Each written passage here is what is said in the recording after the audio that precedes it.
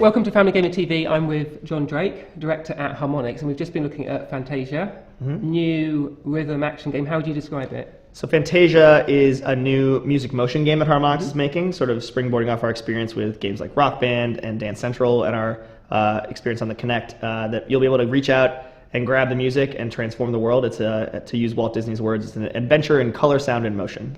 And so then around those sort of beat matching challenges, you've got this sort of Fantasia world that you experience in different hubs. And so how is that sort of fleshed out in the game? So Yen Sid, the master sorcerer of Fantasia, the bearded guy from the original movie. And Kingdom Hearts. Yes, and Kingdom Hearts, which is where I was initially introduced to him.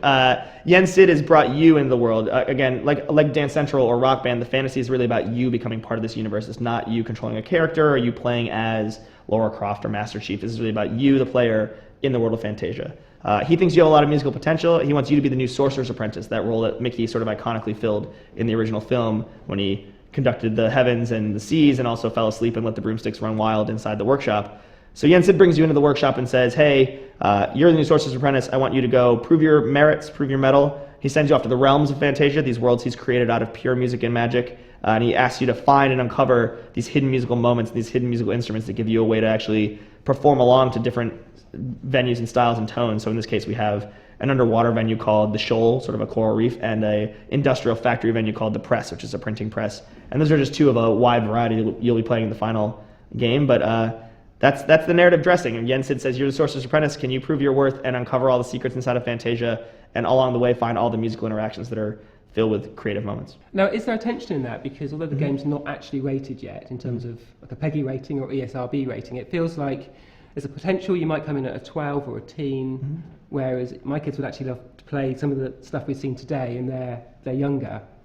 How do you handle that sort of tension? So we're still working that out. I mean, obviously Disney is a company that makes big brands that are accessible to a huge group of people. Like, I go see every Pixar movie on opening weekend because I find them to be like the best storytelling in film, but also, you know, kids love to watch them because they are elaborate, really well done cartoons, right? And we can approach that from different angles. I think with Fantasia in particular, there's always the concern of like the music we license having lyrics in them, which is something we've run into with Rock Band and Dance Central. I mean, Dance Central is rated T for teen, but you know, there's no violence or gore in that game. There's no sexuality. It's just like one bad word, right? So I think with this game, we're looking to skew under that teen rating and embrace players. But I think that there's something to be said for, you know, if you're a parent and you're playing with your kids and there's no lyrics displayed on screen where they're going to learn a bad word necessarily.